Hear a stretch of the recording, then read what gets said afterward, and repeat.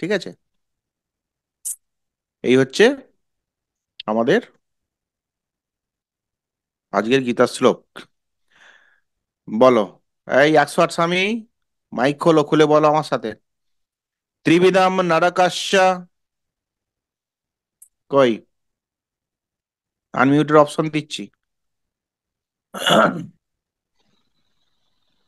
त्रिविधं नरकस्य ইদম দ্বারম त्रिविधं নাশানাম नरकस्य আত্মনঃ, इदं द्वारं नाशं आत्मं তারপরে আত্মনঃ নাশানাম আত্মনঃ, নাশন আত্মনঃ নাশানাম নাশনম আত্মনঃ, আত্মনঃ আত্মনঃ নাশানাম আত্মনঃ। নাশনম আত্মনঃ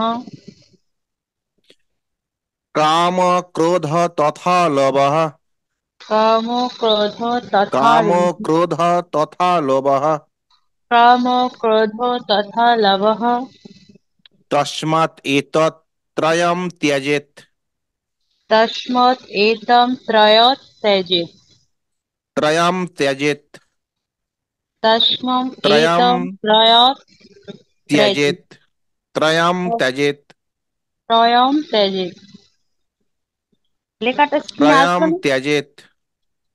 ত্রয়ম ত্যজেৎ লেখাটা 16 নম্বর অধ্যায়, 21 নম্বর শ্লোক। 16 নম্বর অধ্যায়, দৈবাসুর সম্পদ যোগ, দৈবাসুর সম্পদ যোগের 21 নম্বর শ্লোক। ত্রিভিদম নরকস্য ইদম দ্বারম নাশনম আত্মনঃ।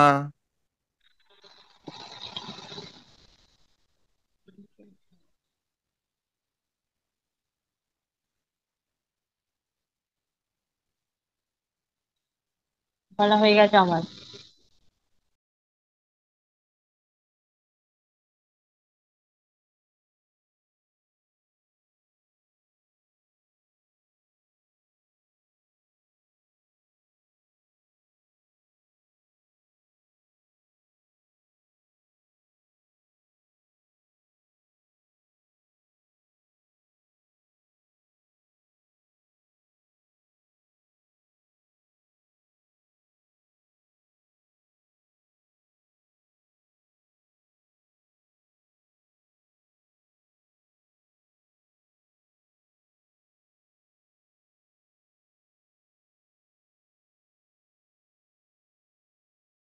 বলছি, আমার কথা শোনা যাচ্ছে এবার?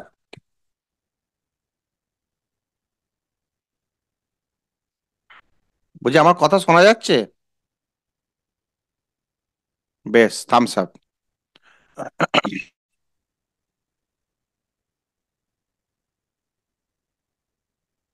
ত্রিভিধম নরকস্য ইদম দ্বারম নাশনম আত্মনঃ, কাম ক্রোধ তথা লোভঃ, তস্মাৎ এতৎ ত্রয়ম ত্যজেত। বাংলা মানে কি? কাম, ক্রোধ, লোভ, এই তিনটি নরকে যাওয়ার জন্য এই তিনটি দরজা আছে।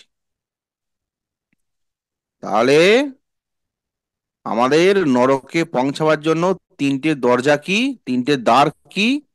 না, একটি হলো কাম, একটি ক্রোধ, এবং একটি লোভ। অতএব উত্তম ব্যক্তিরা, উত্তম ব্যক্তিরা, অধম ব্যক্তিরা নয়, উত্তম ব্যক্তিরা এই তিনটি, অর্থাৎ কাম, ক্রোধ এবং লোভ পরিত্যাগ করবেন। কারণ সেগুলো আত্মাকে অধোগামী করে। অধোগামী মানে, এর আগের দিন আমরা একটা সেই শঙ্কুর মতো একটা স্কেল বলেছিলাম না? ঠিক আছে, স্কেল, স্কেলে কি বলেছিলাম? নিচের দিকে লো ভাইব্রেশন, কাম, ক্রোধ, লোভ, কাম ক্রোধ লোভ, লজ্জা, ঘৃণা, ভয়, এগুলো হচ্ছে লো ফ্রিকোয়েন্সি, একদম নিচের দিকে। মনে পড়ছে? মনে পড়ছে না পড়ছে না? আর যত উপর দিকে যাব, দয়া, ভালোবাসা, প্রেম, শান্তি, আনন্দ, জয়ফুল, ঠিক কি না? Thumbs up. মনে পড়ছে না পড়ছে না? হ্যাঁ, থ্যাংক ইউ। যত উপর দিকে যাব আমার ফ্রিকোয়েন্সিটা হাই, ভাইব্রেশন হাই হবে। অর্থাৎ দৈব গুণগুলো অর্জন করতে গেলে হাই ফ্রিকোয়েন্সিতে যেতে হয়। আর যত নিচের দিকে থাকবো তত আমাদের ফ্রিকোয়েন্সিটা খুব লো, একদম 20, 25, 10, 12-র মধ্যে ফ্রিকোয়েন্সি গুলো থাকে। 700 প্লাসের আপার যখন যাব তখন আমাদের দৈব গুণগুলো ফুটে ওঠে। সেই জন্য কি বলছেন, যে কারণ সেগুলো আত্মাকে অধোগামী করে। কাম ক্রোধ তথা লোভ তসমাৎ এতৎ ত্রয়ম ত্যাজেৎ। তাহলে কাম, ক্রোধ, লোভ, এই তিনটি হলো আমাদের নরকে যাওয়ার দরজা। ঠিক, নরকে যদি আমরা যেতে চাই তাহলে আমরা ক্রোধটাকে ভালোবাসবো। কে কে নরকে যেতে চাই, হাত তোলো। নরকে কে কে যাব? যে যে নরকে যেতে চাই তারা ক্রোধটাকে ভালোবাসবে, ক্রোধটাকে প্রাধান্য দেবে, ক্রোধের রিমোটটা অন্য কারোর হাতে দিয়ে দেবে। 8-10 জন সাধারণ পাবলিকের হাতে ক্রোধের রিমোট দিয়ে দাও, তারা তোমাকে ইচ্ছা মতো রাগাবে, তারা তোমাকে ইচ্ছা মতো ক্রোধের বহিঃপ্রকাশ ঘটাবে, ব্রেনের মধ্যে ক্রোধ আনবে। এইরকম বোকা পৃথিবীতে কেউ নেই যে অপরের দ্বারা তুমি ক্রোধান্বিত হচ্ছ। সেটা হতে পারে কোনো মানুষ, হতে পারে কোনো পশু, হতে পারে কোনো সময় বা ভাগ্য, কোনো নিয়তি বা নক্ষত্র বা এনভায়রনমেন্ট, পরিবেশ। বারবার বলা হয়েছে যে আমাদের কপি মেকানিজমটা এমন ভাবে তৈরি করো যাতে আমরা রিয়াক্টটা যেন যথাযথভাবে করতে পারি। রিয়াক্ট যথাযথভাবে করতে পারাটা কি, গীতা শ্লোক থেকে কি আসছে? আমার রিয়াকশনটা এমন হোক যাতে স্রষ্টা যেন আনন্দ পান। আমার রিয়াকশন, আমার কর্ম, আমার মনের ভাব তরঙ্গ অর্থাৎ ভাইব্রেশন এমন হওয়া উচিত যাতে স্রষ্টা পর্যন্ত দেখে যেন বিস্মিত হয়। কিন্তু আমরা সেটা করছি না, আমরা রেগেই যাই, আমরা সেই লো ফ্রিকোয়েন্সিতে নেমেই যাই, আত্মাকে অধোগামী করি। নরকে যাওয়ার জন্য রাস্তাটাকে আমরা পরিষ্কার করি। যতই আমরা মুখে বলি না কেন রাগ করব না, বারবার বলি যে কাম এস, ক্রোধ এস, রজগুণ সমদ্ভব, এগুলো গীতার শ্লোক। কাম এস, ক্রোধ এস, রজগুণ সমদ্ভব। কাম যদি চরিতার্থ না হয়, কামের যদি বাধাপ্রাপ্ত হয়, তখন ক্রোধের সৃষ্টি হয়, রজগুণের সৃষ্টি হয়। এই ক্রোধ তোমাকে ধ্বংস করে দিতে পারে, হিতাহিত জ্ঞান তুমি হারিয়ে ফেলতে পারো। কি করছো না করছো তোমার মাথার ঠিক নেই। আজকে জ্ঞানীগুরুতে আমরা 11 জন ক্লাস করছি, 11 জন ক্লাস আছে জ্ঞানীগুরুতে, আমরা আজকে প্রতিজ্ঞাবদ্ধ হব। আমি আজকে এখানে প্রত্যেকে, আমি নিজেও সবাইকে নিয়ে আজকে শপথ বাক্য করব। শুধু ক্লাস করব, থিওরি করব, ব্যাস ক্লাস থেকে বেরিয়ে গেলাম, আবার যাকে তাই হওয়া যাবে না। তাহলে জ্ঞানীগুরুতে ক্লাসে আসাটা বেকার হয়ে যাবে। যখন আমি সেই শঙ্কুর মতো ডিএনএ এর মতো যে পেঁচানো, যেটা আমি স্কেলটা বলেছিলাম যে নিচের লেভেলে ক্রোধ এবং ওপর লেভেলে হচ্ছে দৈব গুণ, পিস, শান্তি, আনন্দ, সুখ, স্বাচ্ছন্দ্য, দয়া, ভালোবাসা, এগুলো হচ্ছে খুব হাই ফ্রিকোয়েন্সি। এগুলোর দিকে আমাদের যেতে হবে। তার জন্য বলা হয়েছিল যে আমরা খুব সুন্দর সুন্দর কথা চয়ন করে কথা বলবো, বলা হয়েছিল না হয়নি? সুন্দর সুন্দর কথা আমরা চয়েস করব। আমরা টিভি দেখবো, সেখানে ওরা কি শব্দ চয়েস করছে, কোন কোন শব্দগুলো মানে ব্যবহার করে মানুষকে আকৃষ্ট করছে, সেই শব্দগুলো আমরা উচ্চারণ করব, মানুষকে কনভিন্স করব, মানুষকে ভালোবাসবো, মানুষের সাথে থাকতে আমাদের পছন্দ করি। মানুষকে ভালোবাসতে হবে, কারণ মানুষ, মানুষ ছাড়া আমাদের কোনো উপায় নাই। সর্বশ্রেষ্ঠ জীব মানুষ, এর মধ্যেই সেই ব্রহ্মকে উপলব্ধি করা যায়। সুতরাং আত্মাকে অধোগামী করে কে? কাম, ক্রোধ, লোভ। এরাই আমাদের চেতনাকে, এরাই আমার ভাবনাকে নরকে নিয়ে যায়। নরক মানে একদম লো ফ্রিকোয়েন্সিতে নিয়ে যাবে, অধোগামী করে, জীবনটাকে ছারখার করে দেবে। সেই জন্যে রাগ, রাগের কারণটা যেন অন্য কেউ না হয়। রাগের কারণ অন্য কেউ বলতে, কেউ তোমাকে রাগিয়ে দিল। আমাদের পরিবারে কি হয়, বউ শাশুড়ির যুদ্ধ হয়, বউ রেগে যাচ্ছে, কারণটা কি না শাশুড়ি, তাহলে শাশুড়ির হাতে রিমোট আছে রাগের। তাহলে কিরকম বোকা দেখুন, আপনার জীবন, আপনার ভাব, আপনার থট, আপনার ভাবনা, আপনার উন্নতি, আপনার ফ্রিকোয়েন্সি, আপনার সব সমস্ত কিছু আপনাকে কন্ট্রোল করছে কে, না শাশুড়ি। তাহলে কে পাওয়ারফুল হলো, আপনি নিজে না শাশুড়ি? আপনি তো একটা খেলার পুতুল হয়ে গেলেন, আপনাকে যেমন করে নাচাবো তেমন করে নাচবেন। আপনার মাথাটাকে নিজেকে ঠিক রাখতে পারছে না, ডিসব্যালেন্স, নিয়ন্ত্রণ হারিয়ে ফেলছেন।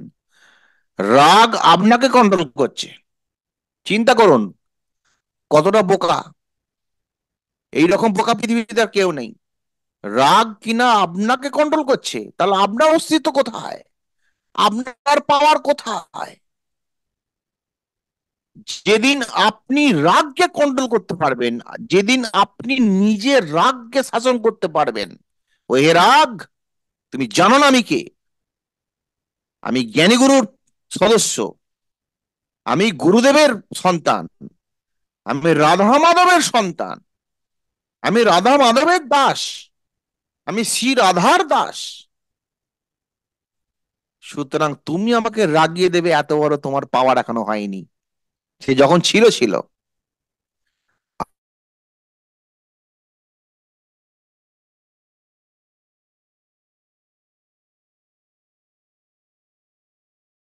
ক্রোধ, এ কাম, ও লোভ, তুমি পারবে না আমাকে বিচলিত করতে।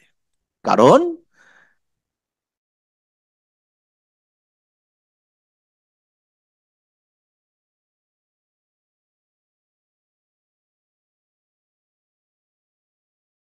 দেখছেন নেটের কত সমস্যা, নেটের কত সমস্যা দেখুন। এই সমস্যাটা এর আগের দিনে হচ্ছিল, বুঝলেন তো? এই সমস্যাটা এর আগের দিনে হচ্ছিল।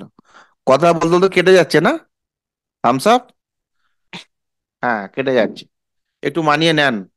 আমি ক্ষমা চাইছি, ডিস্টার্ব হচ্ছে, হ্যাঁ। হ্যাঁ, ডিস্টার্ব হচ্ছে। আমার কথাটা ক্লিয়ার আসছে না, আসছে না? কথাটা ক্লিয়ার আসছে, ডিস্টার্ব একটু হচ্ছে, একটু মানিয়ে নিতে হবে, কিছু করার নেই, নেটওয়ার্কের সার্ভারের ভীষণ সমস্যা। যাক, তাহলে কি হলো, রাগকে বলতে হবে, হে রাগ, তুমি আমাকে একটা সময় খুব ডিস্টার্ব করেছো।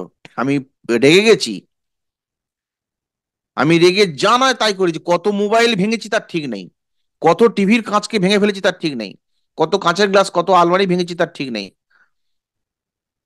এমনকি নিজের পেট থেকে যে সন্তানরা বেরোচ্ছে তাদেরকেও আমরা লাঠি ঝাঁটা মারছি, তাকেও আমরা লাঠি দিয়ে মারছি। শুধু তাই নয়, রাগের অধঃপতনটা এমন একটা পর্যায়ে,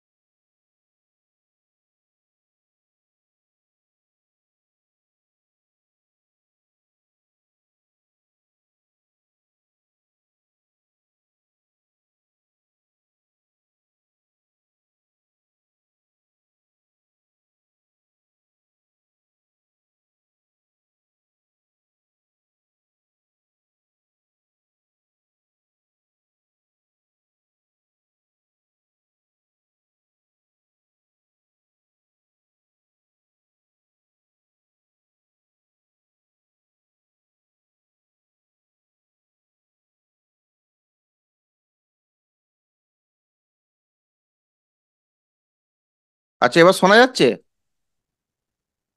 আমি ওই এটাকে ওয়াইফাইটাকে একটু ঠিক করলাম, ওয়াইফাইটাকে একটু ঠিক করলাম, প্রচন্ড ডিস্টার্ব হচ্ছে, ডিস্টার্ব হচ্ছে, ডিস্টার্ব হচ্ছে, ডিস্টার্ব হচ্ছে।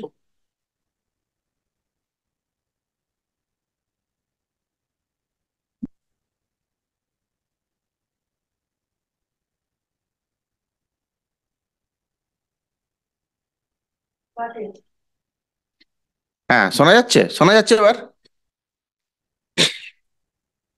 আমার নিজের চোখে দেখা ছেলেদেরকে, হ্যাঁ, ছেলেদেরকে ঝাঁটা নিয়ে মারে, ঝাঁটা ঝাঁটা, মানে কতটা অধঃপতন দেখুন মানুষের, অধঃপতনটা কোন পর্যায়ে গেলে তারা নিজের ছেলে মেয়েদের ঝাঁটা দিয়ে মারে, এরকম আছে।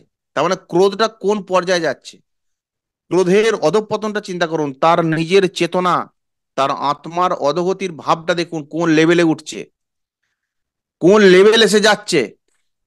সুতরাং এইগুলো একদমই অন্যায়। কেন না, তাদের মধ্যে নারায়ণ আছে। আর একটা কি, তারা শিশু বা বৃদ্ধা। অনেক সময় বউয়েরা বিদ্যা বিদ্যা বিদ্যা শাশুড়ির উপরে টর্চার করে, মানসিক টর্চার, শারীরিক টর্চার, তারাও বৃদ্ধা। তাহলে কি হলো, শৈশব বলুন, শিশু বলুন, কৌমার বলুন, যৌবন বলুন, বৃদ্ধ বলুন, যে বয়সে দেহটা যে বয়সে এসে যাচ্ছে, সে সেই রকমই তো আচরণ করবে। বৃদ্ধ আমরা আমরা আজকে এই বয়সে যে আচরণটা করছি, দেহের যে আচরণ, মনের যে আচরণ, এইটা কি যখন আমরা বয়স হয়ে যাবে, চুল টুল সব পেকে যাবে, বৃদ্ধা হয়ে যাব, আমাদের শক্তি কমে যাবে, তখন কি আমরা এই ব্যবহারটা করতে পারবো? আমাদের এই কর্মদক্ষতা থাকবে? বা আমাদের এই কথা বলার টেকনিক, বা আমাদের মনের যে ভাব তরঙ্গ কি সেরকম থাকবে? না, থাকবে না, চেঞ্জ হবে। তাহলে তখন আমরা সেই রকম আচরণ করব। তাহলে আজকের ডেটে আমার পেটের ছেলেরা আমাদেরকে তখন দেখলে তো সে রেগে যাবে, যে তোমার এই ভুল, ওই ভুল, সেই ভুল।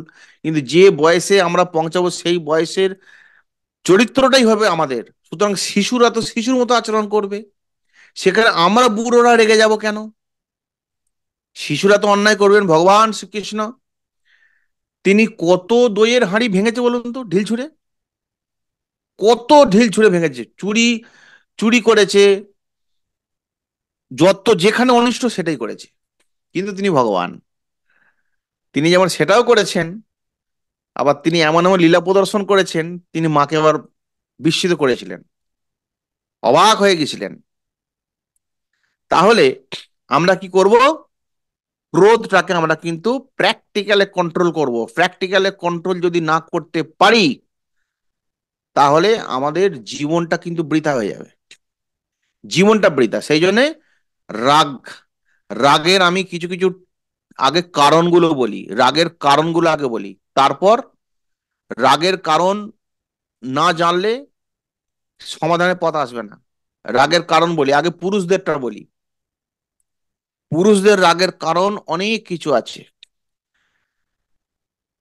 পরিবেশ আছে, ভাইব্রেশন তো আছেই, বিভিন্ন ডেটাগুলো তো আছেই, আমাদের প্রতিদিন যে ডেটাগুলো আমাদের দেহেতে আসছে হু হু করে, অসংখ্য কোটি কোটি ডেটা আসে সারাদিনে, সেইগুলোকে আমরা কিভাবে রিয়াক্ট করছি, কিভাবে আমরা নিচ্ছি, কিভাবে অ্যাকসেপ্ট করছি, তার উপরে আমাদের চাওয়া পাওয়ার প্রত্যাশার একটা ব্যাপার আছে, এবং সেই অনুযায়ী আমাদের ক্রোধের সৃষ্টি হয়।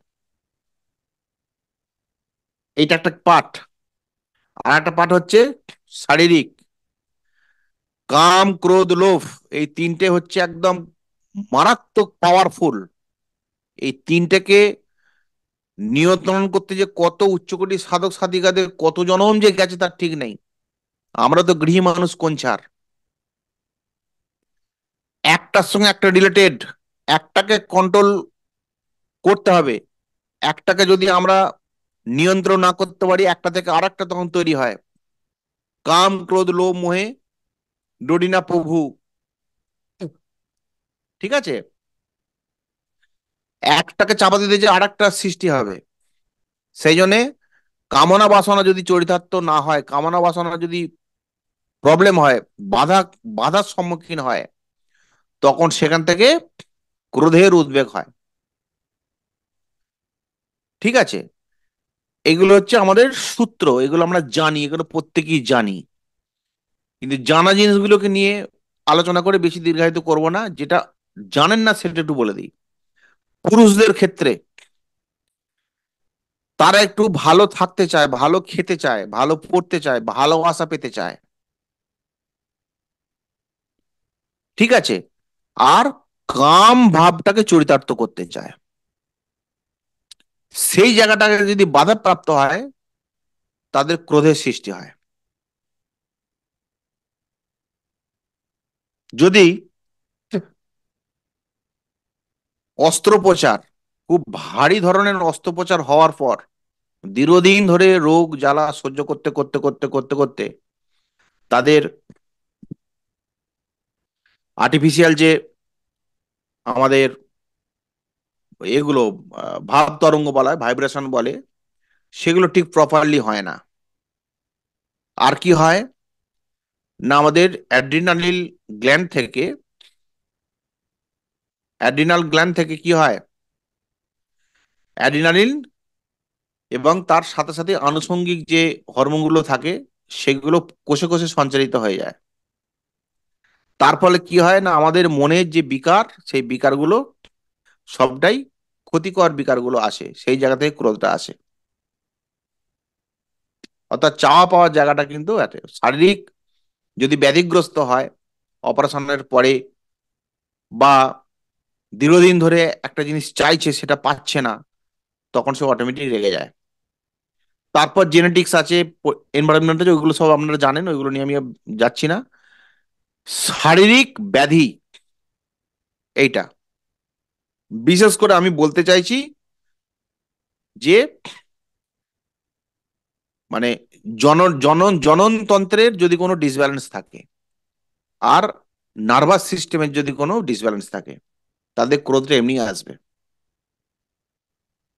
এবার মহিলাদের মহিলাদের যেগুলো আপনারা জানেন সেগুলো জানেন, কিন্তু একটা পয়েন্ট আপনাদেরকে বলি, যে সমস্ত মহিলাদের, একদম বি ফ্র্যাঙ্ক, শুনে রাখুন, এটা ডক্টরদের কথা, সায়েন্টিস্টদের কথা, এর উপর গবেষণা হয়েছে।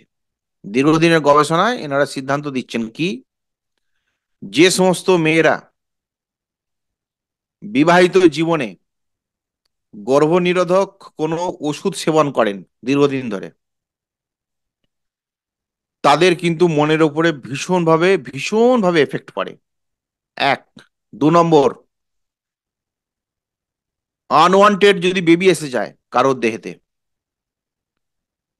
প্রত্যাশা চাইছে না, বেবি এখন নিতে চাইছে না, কিন্তু যে কোনো কারণে হোক এসে গেছে, সেটাকে যদি একাধিকবার যদি সেটাকে কেউ নষ্ট করে,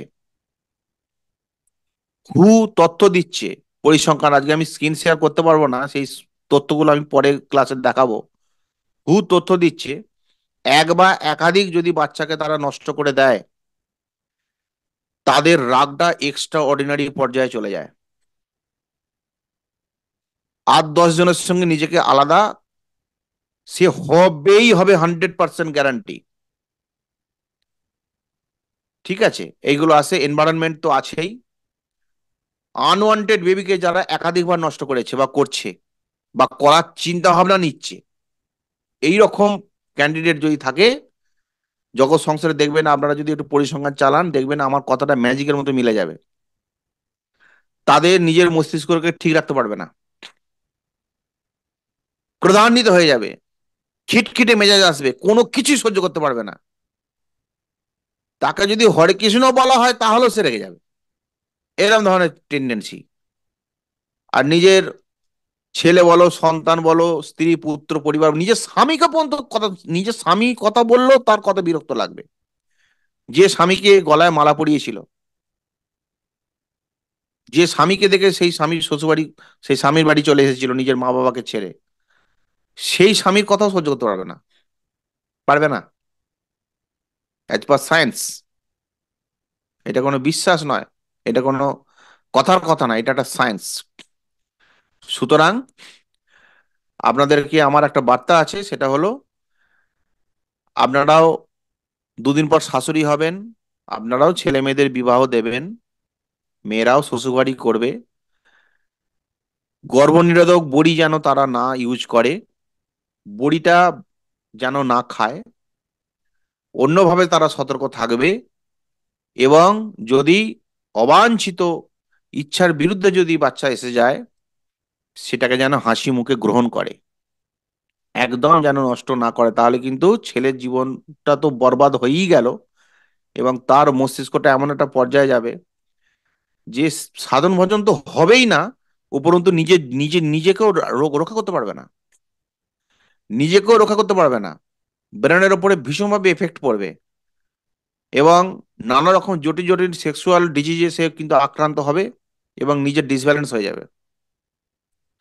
সুতরাং আপনারা অ্যাজ এ প্যারেন্টস হিসাবে, মা বাবা হিসাবে, আগামী প্রজন্মের ছেলে মেয়েগুলোকে বাঁচাতে হবে। আমাদের যারা সন্তান সন্ততি আসছে তাদেরকে সেই শিক্ষা দিতে হবে। সেই জন্য আমি বারবার বলেছি যে ললনা মঙ্গল গীতামৃত এবং শ্রীমদ্ ভগবদ গীতা মাস্ট মাস্ট মাস্ট পড়তেই হবে। কারণ রাগ এমন একটা জিনিস আপনি চাইলেও ছাড়তে পারবেন না। মেডিটেশন, ইতিবাচক দৃষ্টিভঙ্গি এবং তার যে টেকনিক, সেই টেকনিক যদি ইউজ না করেন কোনো মতেই আপনি রাগকে ছাড়তে পারবেন না, রাগকে ছাড়তে পারবেই না। ওই রাগ কিন্তু আপনাকে শেষ করে দেবে, টিকে থাকা দায় হয়ে যাবে, সমস্ত জীবন বৃথা হয়ে যাবে। এই জ্ঞানীগুরুতে এত কথাবার্তা, এত মেডিটেশন, এত হাসি, এত আনন্দ, এত প্রেম, এত ভালোবাসা, এত রাত জাগা, সব বেকার হয়ে যাবে। যারা রেগে যায়, যারা রাগকে কন্ট্রোল করতে পারে না, তারা হৃদরোগের আক্রান্ত হয়। 30-35-এর পর থেকে তারা হৃদরোগে আক্রান্ত হয়ে যাবে, হার্টের ব্লকেজ আসবে, হার্ট অ্যাটাকের ঝুঁকি বাড়বে, 10 গুণ বেশি হার্ট অ্যাটাকের ঝুঁকি আসবে, হাইপার টেনশন রোগ আসবে, এমনকি ব্রেন টিউমার বা বেস টিউমার থেকে ক্যান্সারে কিন্তু কনভার্ট হবে। এটা হুইয়ের তথ্য। আপনারা যদি একটু রিসার্চ করেন বা একটু নেটে যদি একটু ঘাঁটেন এই তথ্যগুলো পাবেন। হু বলছে যারা রেগে যায়, যারা নিজের রাগকে কন্ট্রোল করতে পারে না, নিজের রাগের কারণ অন্য যারা হয়, পরিবেশ বা আদার্স পার্সন, আপনার রাগের কারণ, আপনার রাগের কারণ তো আপনি নিজে। আপনি তো নিজের, আপনি তো রাগকে কন্ট্রোল করবেন। আপনি রাগ কিন্তু আপনাকে কন্ট্রোল করছে, টোটালি দেহটাকে রাগ কন্ট্রোল করছে। কেন করবে? আপনার পাওয়ার কোথায়? আপনি তো একটা শিশুর থেকেও অধম, আপনি তো একটা মানুষের থেকেও অধম।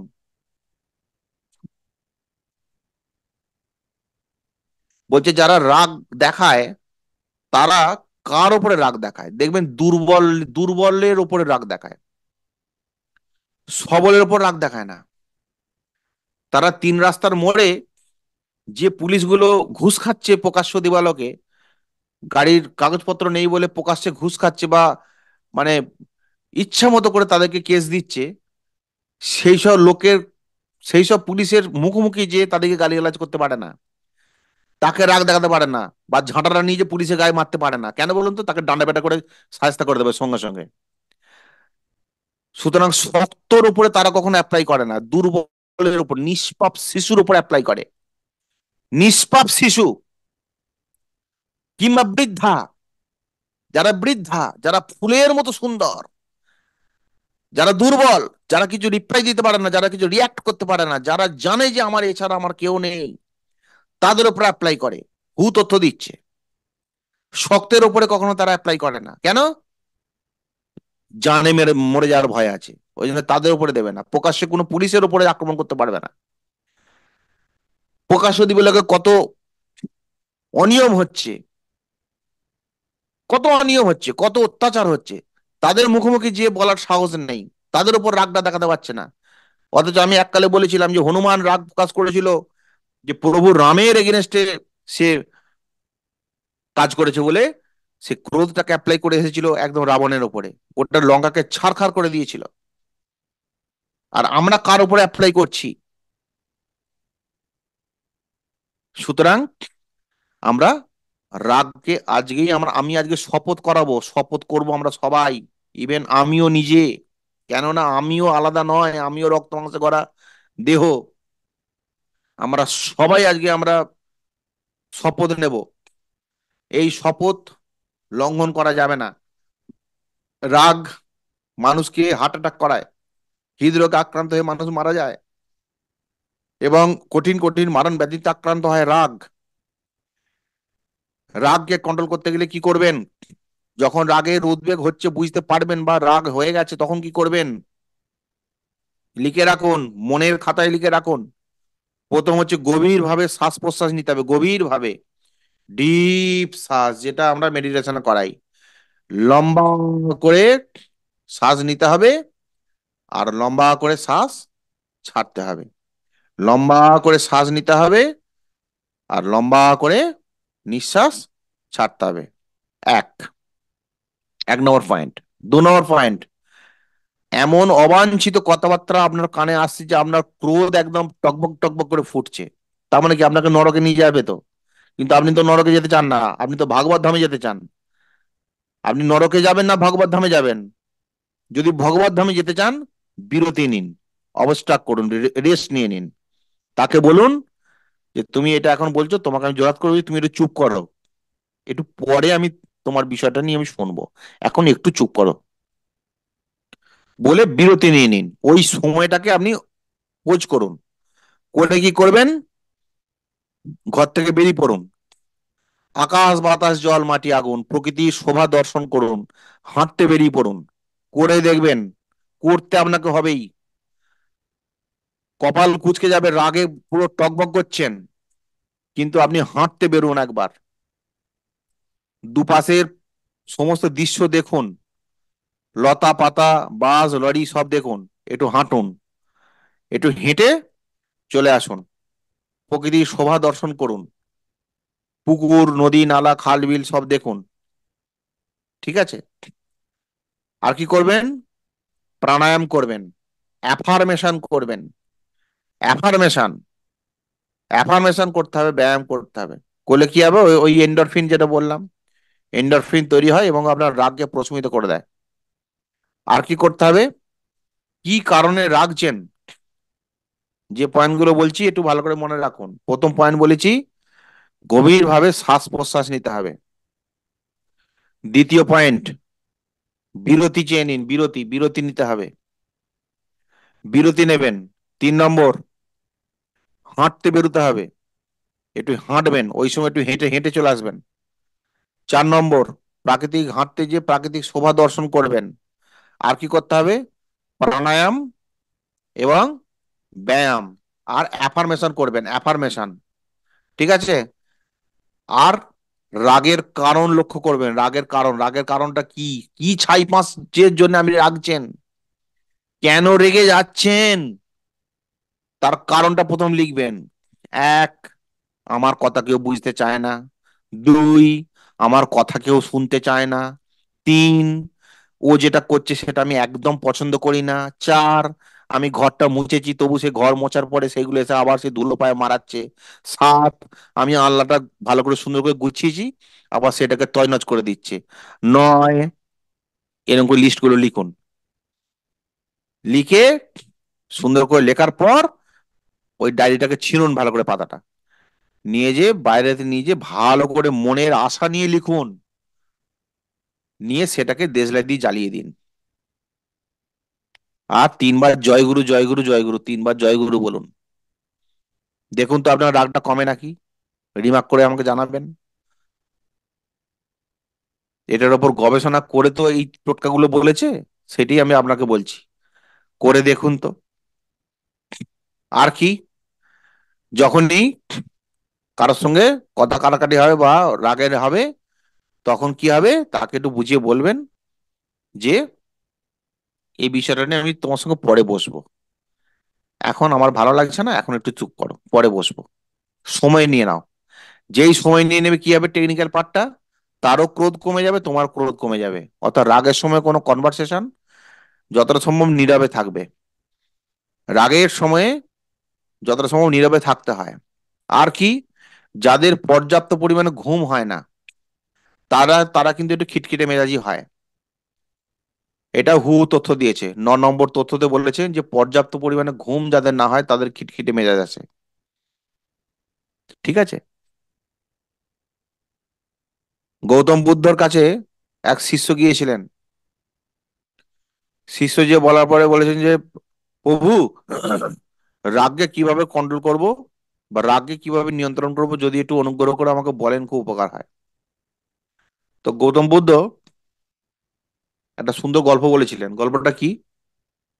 বলছে আমার কাছে এক মহিলা এসেছিলেন, মহিলা, মাঝবয়সী মহিলা। মাঝবয়সী মহিলা এসে আমাকে বলেছিলেন যে প্রভু, আমি একদম রাগকে কন্ট্রোল করতে পারি না, আমি অন্যায়কে একদম সহ্য করতে পারি না, আমি অন্যায়কে একদম সহ্য করতে পারি না, আমি রাগকে একদম কন্ট্রোল করতে পারি না।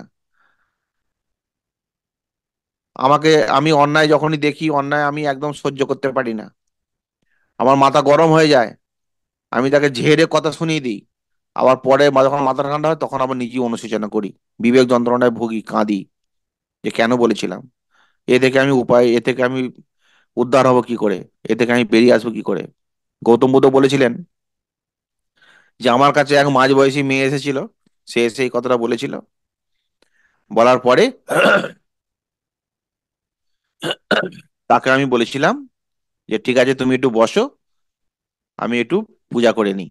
বলে পূজা করে একটু চান জল দিয়েছিল একটা শিশিতে, শিশিতে চান জল দিয়েছিল, দিয়ে বলেছিল যখনই তোমার ক্রোধ আসবে, যখনই তুমি রেগে যাবে, তখন এই চান জলটা তুমি তোমার জিভে নিয়ে নেবে, জিভে নিয়ে অন্তত আধ ঘন্টা ওই মুখটা বন্ধ করে রাখবে, এবং ওই চান জলের আস্বাদটা তুমি অনুভব করবে আধ ঘন্টা, দেখবে তোমার রাগ অটোমেটিক চলে যাবে। পাড়ার, বাড়ির বা পরিবারে যে যাই বলো না কেন, তোমার কিন্তু সেই চান জল যদি খেয়েছো তাহলে তোমার কিন্তু মুখ খোলা যাবে না, সেই চান জলের ঘ্রাণটা তোমাকে নিতে হবে, আস্বাদ করতে হবে। তারপরে যখনই তোমার ক্রোধ আসবে, ব্যাস এবার সে গেছে, সে যাওয়ার পরে অ্যাপ্লাই করেছে, অ্যাপ্লাই করে দেখেছে যে ম্যাজিকের মতো মিলে যাচ্ছে।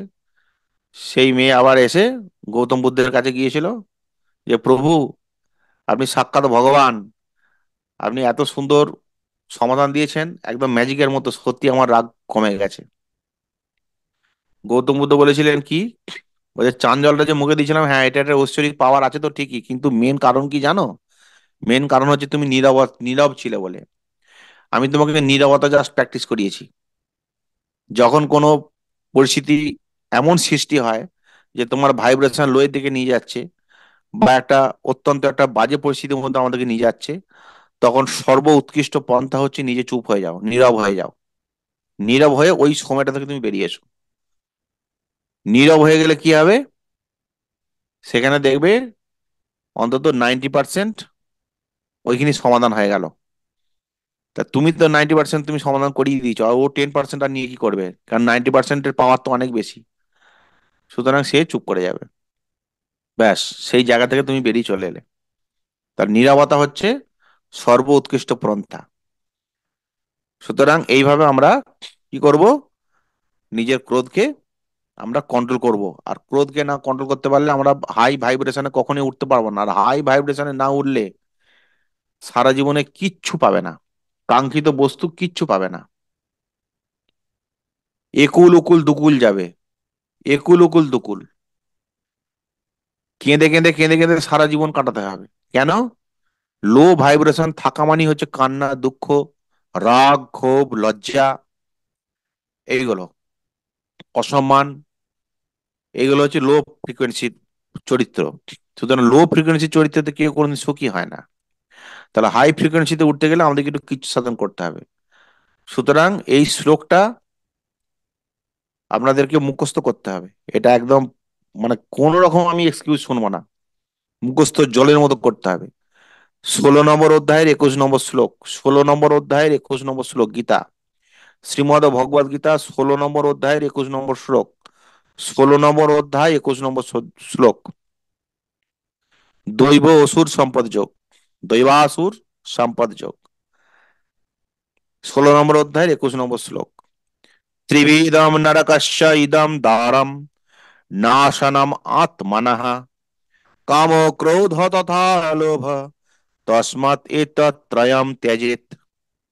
জলের মতো মুখস্থ, সঙ্গে সঙ্গে বাংলাটা মুখস্থ করবে। কাম ক্রোধ লোভ, কাম ক্রোধ লোভ, এই তিনটি হলো নরকের দ্বার বা দরজা।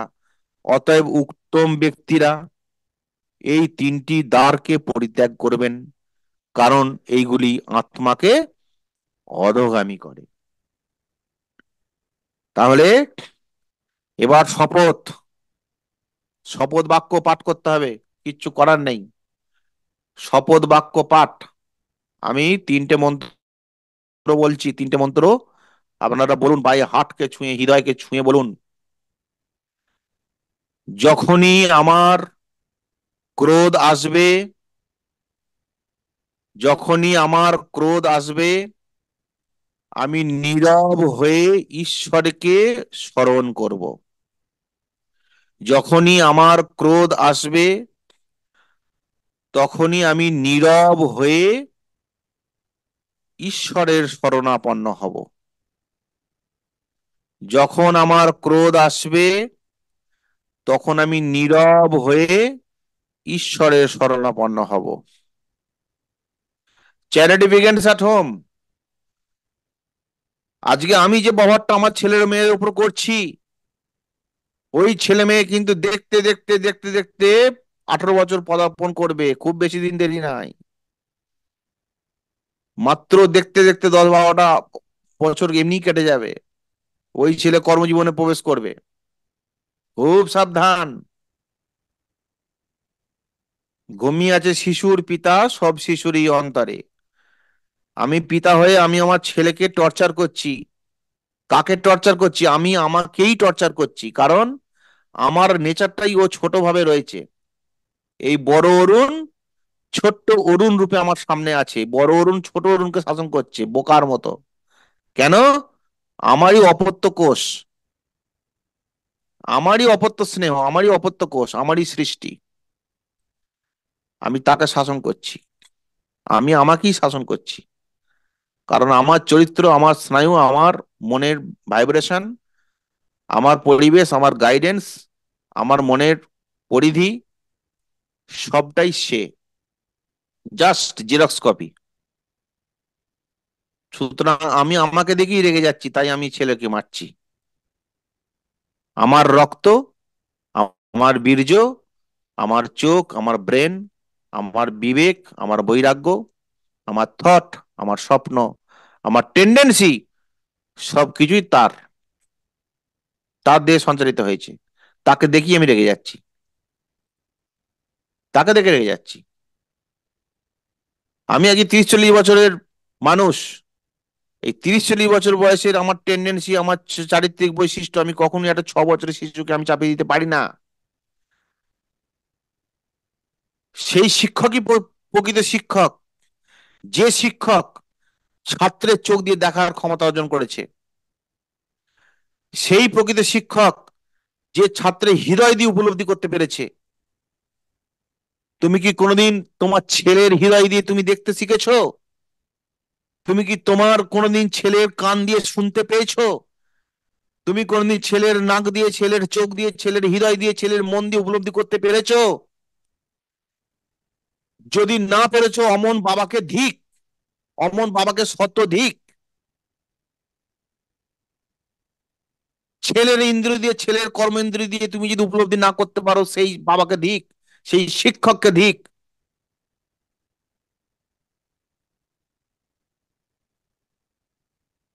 ছেলের চেতনা আগে ছেলে, তুমি যদি গরুর রচনা লিখতে চাও, তুমি গরুর রচনা লিখে যদি তুমি নোবেল প্রাইজ পেতে চাও, তুমি আগে নিজে গরু হও। সবাই তো গরুর রচনা, তোমাকে যদি বলি গরুর রচনা লেখো, গরুর রচনা সবাই তো বলবে, দুটো কান, দুটো চোখ, এই একটা বড় মাথা, পিছনে লেজ আছে, চারটে ঠ্যাং, গৃহপালিত পশু, এই চতুষ্পদ প্রাণী, এই গোবর হয়, ছানা হয়, দুধ হয়, ঘি হয়, মাখন হয়, এইসব হয়, গরুর চামড়া থেকে খোল করতাল হয়, ইত্যাদি লিখে দিলে। তাহলে কি হলো? সেই স্রোতে তুমি তো ট্র্যাডিশনালি উত্তর দিয়ে দিলে। তুমি আর ডক্টরেট পাবে কি করে? তুমি নোবেল পাবে কি করে? তুমি আর 10 জনের সঙ্গে যদি মিশে যাও। গরুর রচনা লিখে তুমি যদি নোবেল পেতে যাও, তুমি নিজে আগে গরু হও। গরুর চোখ দিয়ে তুমি দেখো জ্বালাটা কি। গরুর কান দিয়ে তুমি দেখো, কান দিয়ে শোনো।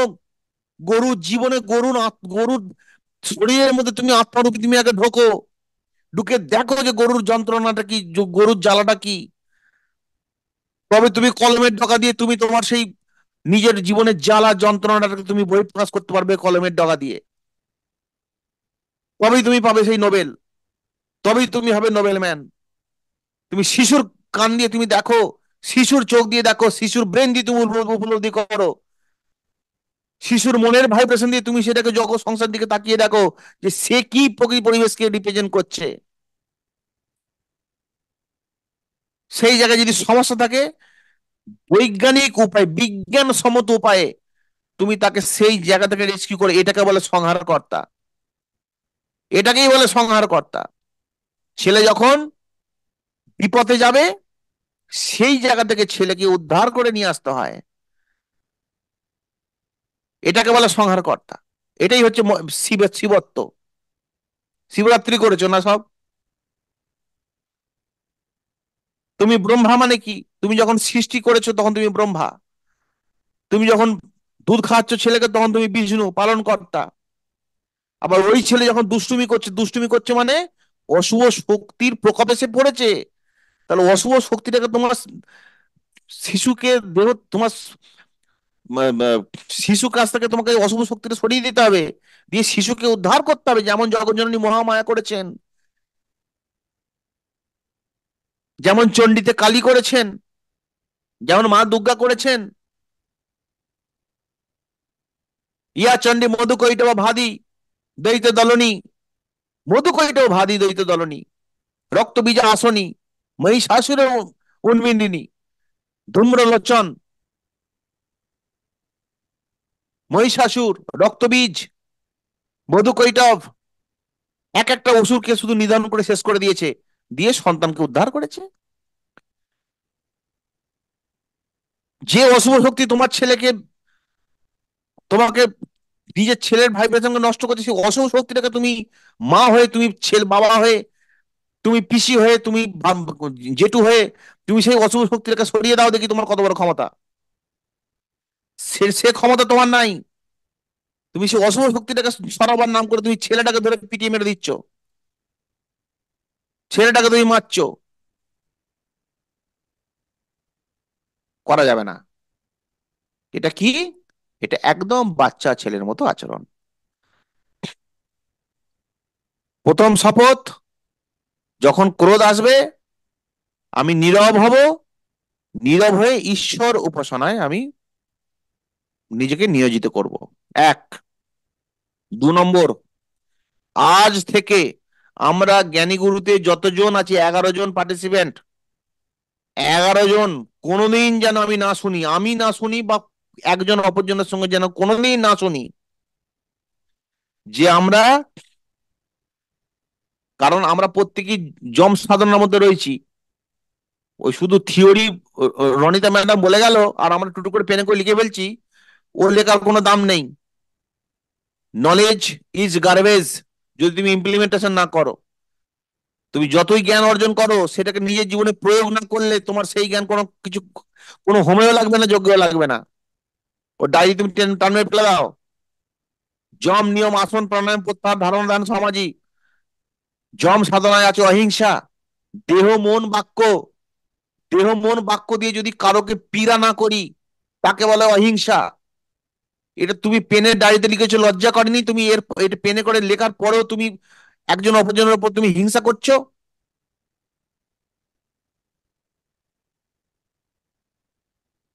হিংসা যদি করতে হয় তো বললাম, চলে যাও না একটা সার্জনকে, একটা, যে পুলিশগুলোর কাছে ঘুষ খাচ্ছে এবং হেলমেট পরা সত্ত্বেও যাকে কেস দিচ্ছে, কই তুমি তাকে যে একটু ঝাঁটা মেরেছো দেখিনি? ডান্ডা বেড়া করে দিয়েছো, তোমার কত বড় তুমি, তোমার ক্ষমতা দেখি। সৎ সাহস মাতঙ্গিনী হায়রা, তোমাকে তো মাতঙ্গিনী ঝাঁসি রানী লক্ষ্মীবাই বলে তোমাকে ডাকা কর্তব্য তাহলে, যেমন তোমার সাহস আছে।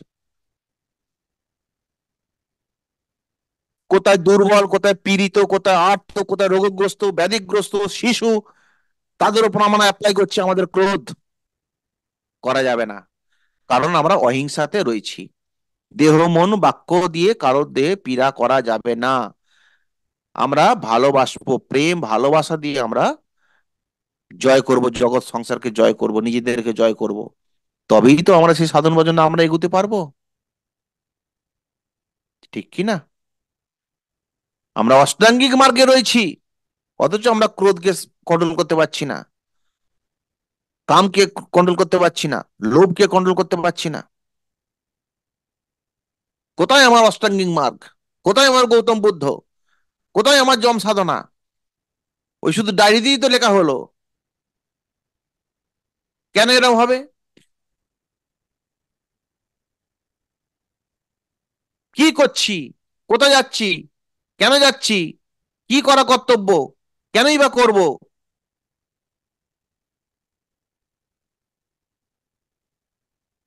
ভাবছি কি, গন্তব্যস্থল কোথায়, কোথায় পৌঁছাচ্ছি,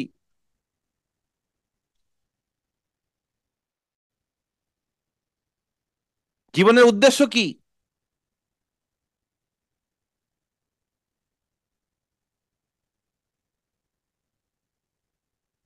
দুর্গাপুজোয়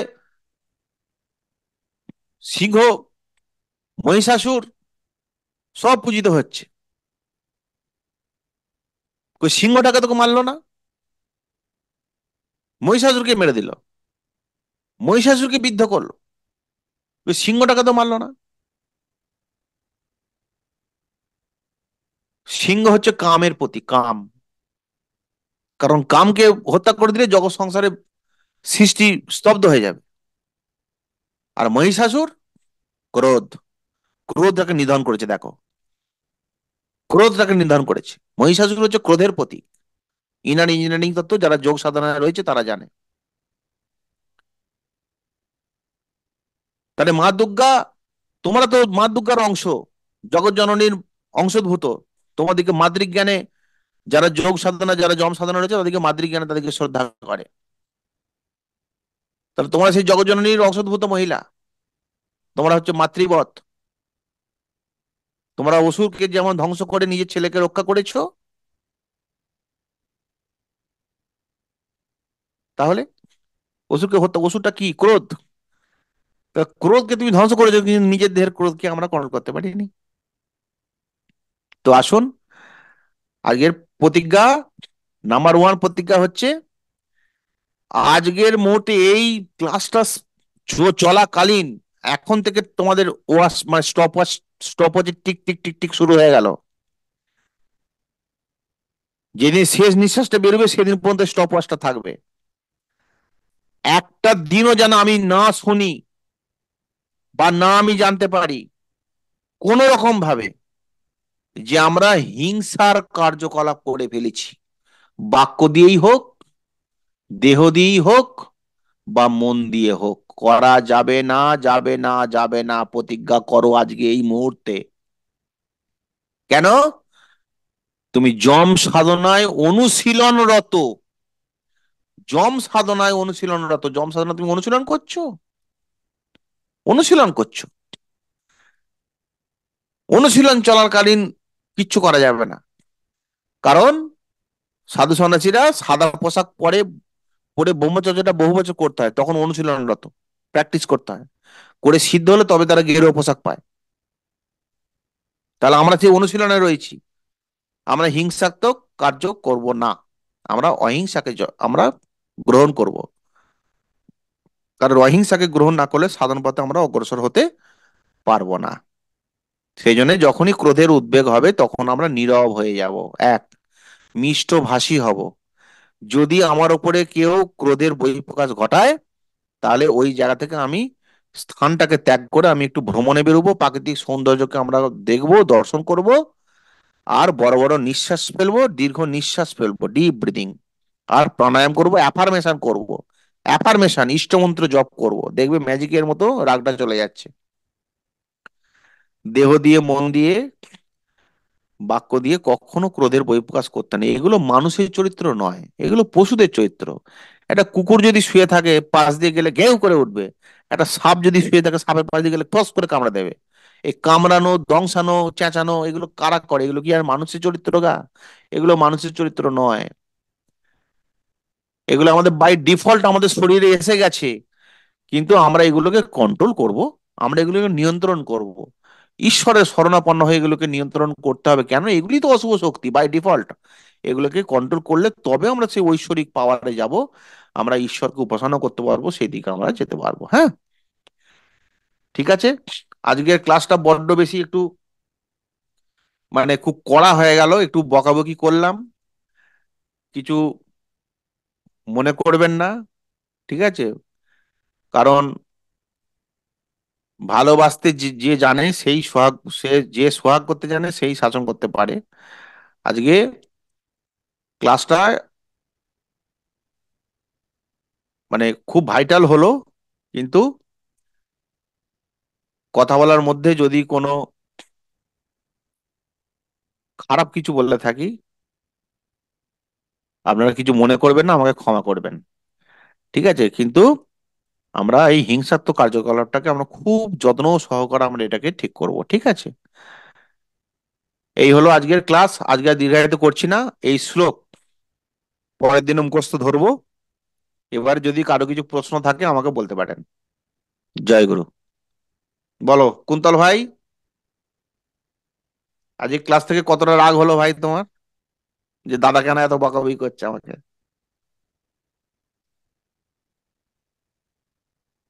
মাইক্রোফোন খুলবো? দাঁড়া ভাই, দাঁড়াও ভাই। হ্যাঁ খুললাম। হ্যাঁ খুলে দিয়েছি ভাই। খোলো, খোলো খোলো, হ্যাঁ বলো। না, ঠিক কথাই। রাগের রাগে কখনো ভালো কিছু হয় না, রাগ দিয়ে কখনো ভালো কিছু হয় না, সবসময় মানে অবাঞ্ছিত কিছু হয়ে যায় রাগের মাধ্যমে।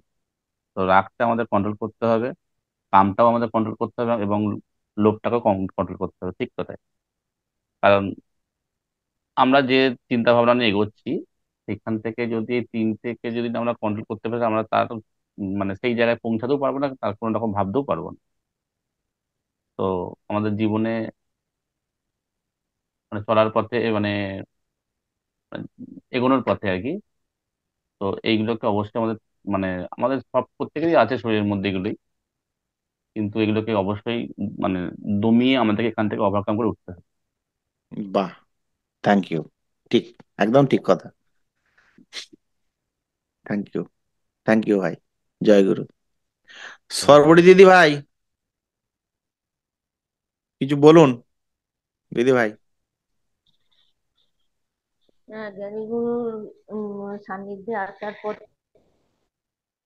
আর রাগ ব্যাপারটা আমার অনেকটা আমি কন্ট্রোল করতে যারা যাবো না, আমার আমার নিজেকে সংযত করতে হবে, চুপ করে যাব, যেটা আজকে আপনি বলেছেন সত্যি সেটাই করব।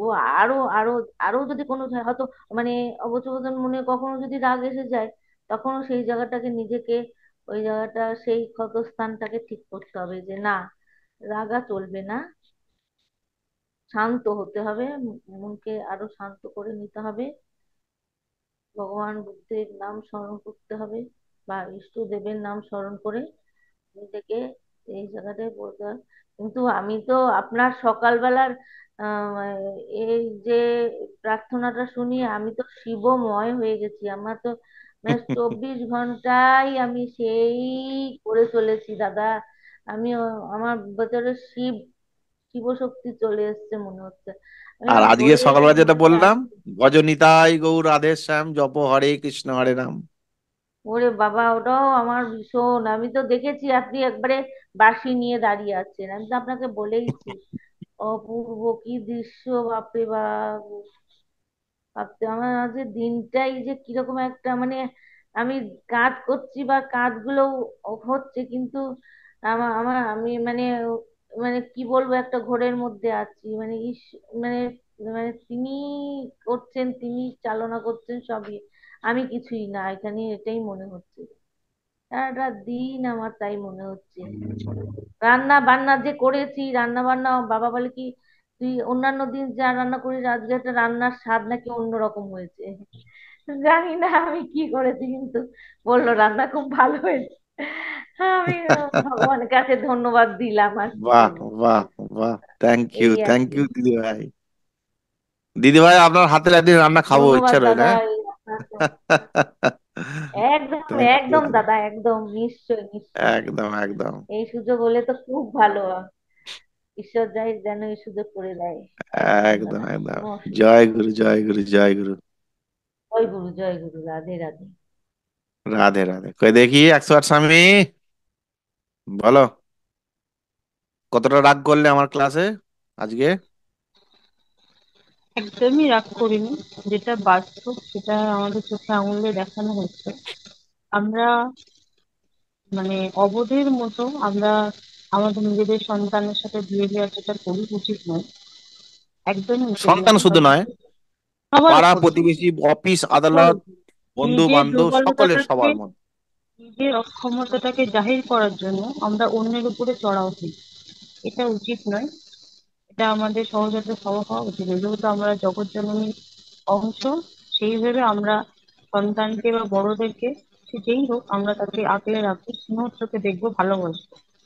এটা আমাদের, যেহেতু আমার জ্ঞানীগুরু সান্নিধ্যে আছে, ডিস্টার্ব এই করে পিয়া বলে। ম্যাডাম, জবাদি আবার এসে গেছেন। ইউ দেন। জবাদি বলুন। জবাদি, জবাদির পর পিয়া ম্যাডাম। আর আমি ভাইয়ের, তখন ভাই আমাকে, ভাই, ভাইয়ের আমি কথা আজকে কমপ্লিট করবো, ভাই আবার আরো কিছু বলুক, বলে ভাইয়ের কাছ থেকে শুনে শেষ করবো। এই জবাদি, আপনি মাইক্রোফোনটাকে এখন অন করুন। হ্যাঁ, পিয়া ম্যাডাম বলেন তো। জয় গুরু। প্রথমেই বলি, গীতার একটা শ্লোকে আছে, কাম এষ ক্রোধ এষ রজগুণ সমদ্ভব।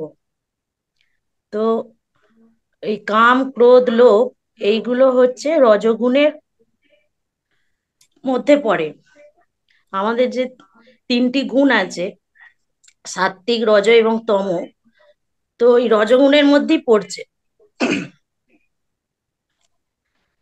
তো এখানেতে আর একটা কথা আছে যে সৎসঙ্গে স্বর্গে বাস, অসৎসঙ্গে নরক বাস।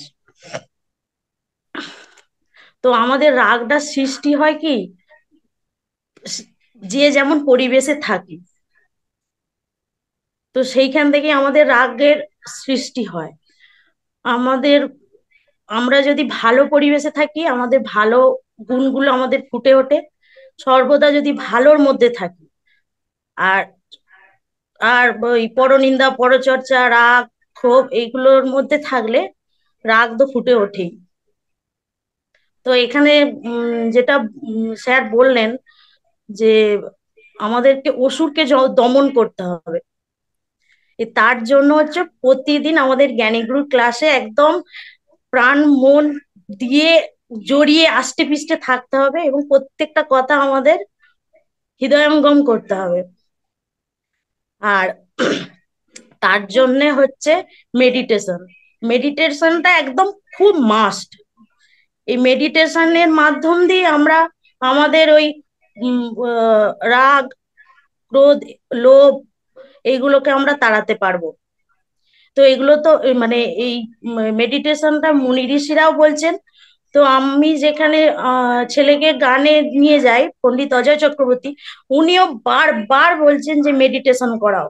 প্রত্যেকটা শিশুর মধ্যে বিভিন্ন রকমের প্রতিভা আছে, সবার মধ্যে প্রতিভা আছে। স্যার এর আগেও বলেছেন যে আমাদের ব্রেনটা হচ্ছে সোনার খনি, ভগবান সোনার খনি দিয়ে পাঠিয়েছেন। তো আমরা সেটা যেন সঠিকভাবে ব্যবহার করি।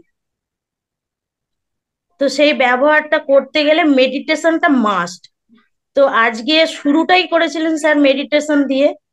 তো এটা অন্তত যদি প্রতিদিন 10 মিনিট করে হয়, কেননা এই 24 ঘন্টার মধ্যে আমরা এমন সংসারের মধ্যে জড়িয়ে পড়েছি যে সময় পায় না গো, কিন্তু একমাত্র এই জ্ঞানী গুরুতেই সম্ভব। আর লাইফ কোচের কথা কখনোই রাগ করবো না, কেননা বাবা মাও তার সন্তানের ভালো চান। সুতরাং জ্ঞানী গুরুতে স্যার আমাদের ভালোর জন্যই বকছেন। তো এটাকে আমাদের একদম অন্তর থেকে নিতে হবে। তো আজকে আমি এই বলেই শেষ করছি। আর অবশ্যই এই 16 অধ্যায়ের 21 নম্বর শ্লোকটা আমরা মানে একদম হৃদয়ঙ্গম করব এবং মন প্রাণ দিয়ে পড়াশোনা করব। জয় গুরু। Thank you, thank you, thank you, জয়, খুব সুন্দর। পিয়া ম্যাডামকে আমি কৃতজ্ঞতা জানাতে চাই, খুব সুন্দর বক্তব্য বলেছেন। ওনার মূল্যবান পরামর্শ আমাদের প্রত্যেকেই আমাদের শোনা উচিত। খুব সুন্দর বলেছেন। Thank you, thank you, thank you. কই আমাদের জবাদি, ইউ, জবাদি, জবাদি, জবাদি এসে গেছেন। বলুন দিদি ভাই, কেমন আছেন? আজকে ক্লাস কেমন লাগলো? ভালো স্যার। স্যার ভালো, কিন্তু আজকেও আমি আমার ছেলেকে মেরেছি। আপনি কি পড়তে মনে করছেন আপনাকে আপনি কি পড়তে মনে বসবে করছেন, না। আপনি কি মনে করছেন যে মেরেছি বলে আপনাকে মিষ্টি খাওয়াবো নাকি? না, মিষ্টি খাওয়া পড়তে বসবে না, পড়াশোনা করবে না।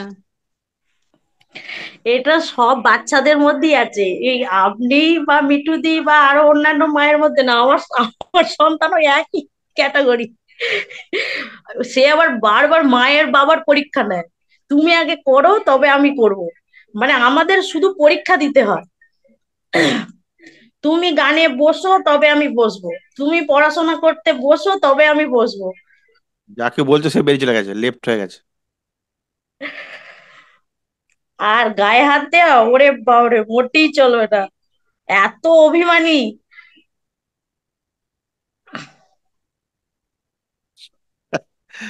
কই আমার আর ভাই সব কোথায় গো? মাগুলো একসাথে জুটেছে, সব ও ভাই, ছেলে। ভাই গো, যা, ভাই কোথায় গেল গো? আছে মিউট ভাই হয়ে। ভাই বেরিয়ে গেছে মনে হচ্ছে, ঠিক আছে। না না, আছে হ্যাঁ, আছে জবা আছে। দিয়ে আপনি আপনি আপনার ছেলেকে মেরেছেন, জবা দিয়ে আপনি আপনার সঙ্গে একটু কথা আছে, দাঁড়ান। আপনাকে আমি পিন করছি, আপনি মাইক্রোফোনটা একটু অন করুন। বুঝছো, নেটওয়ার্কের সমস্যা। জবা দিয়ে মাইক্রোফোনটা এখনো খোলেনি। খুলেছে। আহ, না, এখনো শোনা যাচ্ছে না। ঠিক আছে। জগদী কিছু বলেইনি। এই আশাদি, আশাদি, বলুন। বলছি বলছি জবাদিও ছেলেকে বকেছেন, মেরেছেন। আপনিও ছেলেকে বকেছেন, মেরেছেন। আপনারা সব নিজের মুখে সব স্বীকার করছেন, তার জন্য থ্যাংক ইউ। মেরেছে আর মানে 1 মাস আগে, 2 মাস, 1-1.5 মাস আগে। তা আপনি কি মনে করছেন মারার ভ্যালিডিটি আছে নাকি, যে 1 মাস হয়ে না এক্সপায়ার করে না গেছে? না, ওটা বলছি না স্যার। তাহলে আচ্ছা, হুম, আমি বলছি ও ওর ভাইয়ের থেকে কত বছরের ডিফারেন্স, 10 বছরের কাছাকাছি। হ্যাঁ, দুই ভাইয়ে যদি মারপিট করে, আপনি সে হ্যাঁ, থামাতে পারলেন না, উল্টে রববাজি কথা। হুম, এই জায়গাটা সঙ্গে সঙ্গে কি করে আমি ওকে এ করব? তো ওটা কে? ছেলেকে গীতা, ছেলেকে গীতা পড়িয়েছেন? আমার প্রশ্নের উত্তরগুলো দিন ঝাড়াঝাট করে। ছেলের যখন 6 বছর বয়স আপনি গীতা পড়িয়েছেন, ইয়েস অর নো? নো। হ্যাঁ কি না বলুন। নো। না না না। ছেলের যখন 6 বছর বয়স তখন থেকে আপনি ছেলেকে মেডিটেশন করিয়েছেন? না ছেলে যখন যখন ছেলেকে দুধ খাইয়ে যখন মানুষ করেছেন, যখন আস্তে আস্তে যখন কথা বলতে শিখেছে, তখন আস্তে আস্তে রাজপুত্র এবং যারা পৃথিবীর ইতিহাসে যারা success, Galileo, Einstein, Newton, Kepler, Bill Gates, Vivekananda, Raja Rammohan রায়, বিদ্যাসাগর, তাদের জীবনের আদর্শগুলো ছোট্ট শিশু নিতে পারবে এরকম গল্পের ছলে বলে বলে ঘুম পাড়িয়েছেন? Yes or no? আমি গল্প বলুন। বলে বা গান আমি গল্প বলে বা গান শুনিয়ে শুনিয়ে ছোট ছোট ওকে ঘুম পাড়াতাম, ছোটটাকে, বড়টাকে। বেশ, বেশ, বেশ। অ্যাফার্মেশন, ভালো অ্যাফার্মেশন করিয়ে ঘুম পাড়িয়েছিলেন? অ্যাফার্মেশনটা করাতাম, জানতামই না। আপনার এটাই কথা পেটের ভালো ভেতরে ভালো। যখন 10 মাস 10 দিন ছিল, আপনার পেটের ভেতরে যখন 280 দিন যখন ছেলেটা ছিল, তখন 10টা মাস ভক্তিযোগ, সাংখ্যযোগ, কর্মযোগ, জ্ঞানযোগ, এই শ্লোকগুলো পড়তে হতো, স্মরণ করতে হতো এবং উপলব্ধি করতে হতো। করেছিলেন, ইয়েস অর নো? করিনি প্রবলেমটা কিন্তু বুঝতে বই পারছেন? পড়েছি। বই পড়েছি। না, বই পড়লে হবে না, গীতা পড়তে হবে। প্রধান ধর্ম, আপনি হিন্দুদের, হিন্দুদের দিদি, হ্যাঁ, আপনারা হিন্দুদের মানুষ। হিন্দুর জন্মে হিন্দুদের প্ল্যাটফর্মে আপনি এসেছেন, হিন্দু ধর্মের মানুষ। কিন্তু হিন্দু ধর্মের গ্রন্থটা আমরা যখন ছেলে পেটে থাকে তখন আমরা পড়ি না।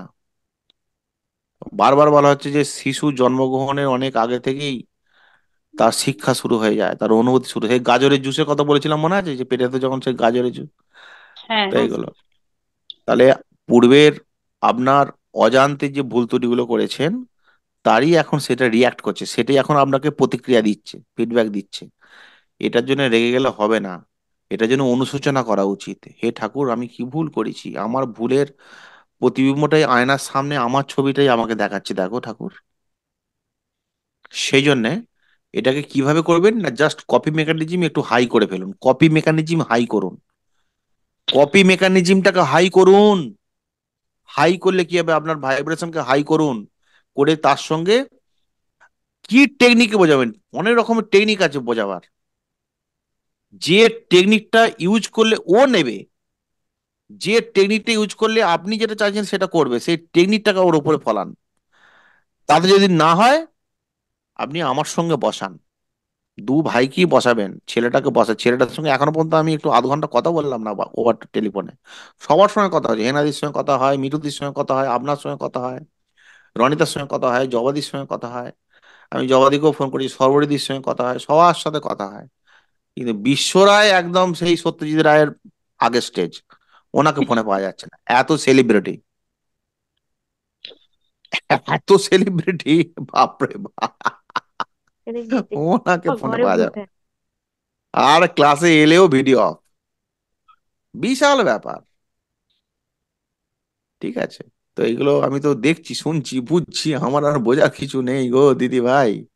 দাদা, হ্যাঁ, দাদা আমার ছেলে একটু আপনার সঙ্গে দেখা করতে চাই, কথা বলতে চাই। আসবে ও? নিশ্চয়ই।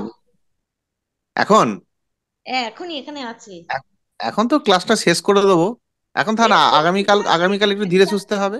একটুখানি দাদা, একটুখানি। আ- সপ্তর্ষি। হ্যাঁ, নমস্কার, নমস্কার, নমস্কার, নমস্কার। নমস্কার। ভালো আছো তো? হুম ভালো আছো তো? হুম বলো হুম বলো, হ্যাঁ ভালো আছি। হুম। হ্যাঁ, তোমার অ্যাচিভমেন্ট দেখে আমি মুগ্ধ। আচ্ছা। ওই যে পাবলিশিং হয়েছে যেটা, ওইটা আমি দেখলাম, হুম। এবং আমি খুব খুব খুব আনন্দিত। এবং ওই যে আচ্ছা। মলিকুলার, কি সাবজেক্টটা ছিল, আমাকে একটু হেল্প করো, কি cell and molecular biology. Molecular biology, এটার উপরে যে প্রকাশিত হয়েছে, যে এটাতে আমি খুব খুব খুব আনন্দ পেয়েছি, খুব আনন্দ পেয়েছি। এবং আমি আমার অফিসের কলিগসের সঙ্গে আমি আলোচনা করছিলাম যে আমার এক দিদির ছেলে আছে, এরকম একটা জায়গা থেকে খুব একটা ভালো একটা অ্যাচিভমেন্ট, দীর্ঘদিনের একটা প্রত্যাশা পূরণ হয়েছে। তো সেটা আমি আলোচনা করছিলাম, আমি খুব আনন্দিত, খুব আনন্দিত। ঠিক আছে, এগিয়ে চলো ঠাকুরের আশীর্বাদ নিয়ে, ঠাকুরের কৃপা নিয়ে, হুম ঠাকুরকে স্মরণ করে, ঠাকুরকে সঙ্গে করে নিয়ে এগিয়ে চলো। ঠিক হুম। আছে, কারণ সূক্ষ্ম বিজ্ঞান মানে সূক্ষ্ম আধ্যাত্মিকতা, ঠিক কি না? তো একদম একদম। একদম হায়ার ম্যাথমেটিক্স তো তাই বলছে, হায়ার ক্যালকুলেশন তো হুম তাই বলছে। আমরা যখন ডেরিভেটিভ দিয়ে, যখন ক্যালকুলাসে যখন ডেরিভেটিভ দিয়ে যখন আমরা যেতাম, হুম। Infinity plus infinity equal to infinity, infinity হ্যাঁ মাইনাস ইনফিনিটি ইজিক্যাল ইনফিনিটি, ঠিক কি না? হ্যাঁ। ওম পূর্ণমদঃ পূর্ণমিদং পূর্ণাৎ পূর্ণমুদচ্যতে পূর্ণস্য পূর্ণমাদায় পূর্ণমেব অবশিষ্যতে। পূর্ণের সঙ্গে পূর্ণ যোগ করলে পূর্ণ, পূর্ণ থেকে পূর্ণ ডিডাক্টেড যদি করে দিস, সেটাও অবশেষ থাকে পূর্ণ। এটা আচ্ছা। বেদের সিদ্ধান্ত, এটাই আমাদের সায়েন্সের সিদ্ধান্ত। সায়েন্স, স্পিরিচুয়াল, ফিলোসফি সব মিলেমিশে একাকার হয়ে গেছে, সেই আচ্ছা। কেন্দ্রেতে আমরা সেই সর্বোচ্চ যে স্তরে যাই, দেখবো সব মিলেমিশে একাকার। আমি খুব আচ্ছা। আনন্দিত, খুব খুব খুব আনন্দিত, আচ্ছা। খুব আনন্দ পেয়েছি ভাই, খুব আনন্দ। হুম। Thank you so thank much. You sir. আমার একটা রিকোয়েস্ট আছে যে আমার যে রিসার্চ গেট ডট নেট আছে, সেটা যদি একটু বেশি করে লোকেরা পড়ে, তো তাতে আমার রিডসও বাড়বে, প্লাস আমার রিসার্চ স্কোর বা এপিআই স্কোর যদি ভালো হয়। কারণ আমি এই রাজ্যে থেকে স্যার, সত্যি কথা বলতে, আমরা স্টুডেন্টসরা এত ভালো স্টুডেন্ট হয়ে, আমি জিআইআর এর রিসার্চ অ্যাডমিনিস্ট্রেটর হয়ে, ইন্দোনেশিয়া বা ফরেন কান্ট্রিরা যেরকম ভাবে রেসপেক্ট দিচ্ছে, আমরা হ্যাঁ, আমাদের স্টেটে সেরকম পাচ্ছি না, নিজের কোম্পানি ভালো পাচ্ছি না, সবই মানে এই কথাটি আমি আমাদের যিনি সাধন তালুকদার ছিলেন ওনাকেও বলেছি। তো উনি একটা কথা আচ্ছা, বললেন যে পশ্চিমবঙ্গে কিছুই নেই, পশ্চিমবঙ্গে ভালো মেরিটের কোনো দাম নেই বা কোনো ইয়ে নেই। এম, এই জন্য পশ্চিমবঙ্গ ছেড়ে মানুষ বিদেশে চলে যাচ্ছে বা ফরেন কান্ট্রিতে যাচ্ছে, জাস্ট বিকজ তাদের ট্যালেন্টকে দেখা হয়। কিন্তু পশ্চিমবঙ্গে এত ট্যালেন্ট থাকা সত্ত্বেও আমরা আমরা আমরা আমাদের মতন যোগ্য স্যালারি বা যোগ্য জায়গা পাচ্ছি না। এত কম টাকায় কি সত্যি আপনি আপনি বলুন তো, এত কম আমাদের যা স্যালারি দেওয়া হয় পশ্চিমবঙ্গে, বা ইন্ডিয়াতে। হ্যাঁ হ্যাঁ হ্যাঁ, ঠিক। পশ্চিমবঙ্গেতে কোনো স্যালারি বলে ফিক্স স্ট্রাকচার নেই, বা এত না না, মেধাবীদের কোনো রকম গণ্য করা হয় না, তারা যেটা বলবে উপযুক্ত সেটা হবে। সম্মান নেই, উপযুক্ত সাম্মানিকও নেই, উপযুক্ত সম্মানও নেই। হুম তো এই জায়গাটা একটা মিসম্যাচ তো হয়ই, তার জন্য তো হুম আমরা সাফারার। এই হুম জায়গাটায় আমরা আমাদের বিগ তো ভালো সাফারার। লাগে না।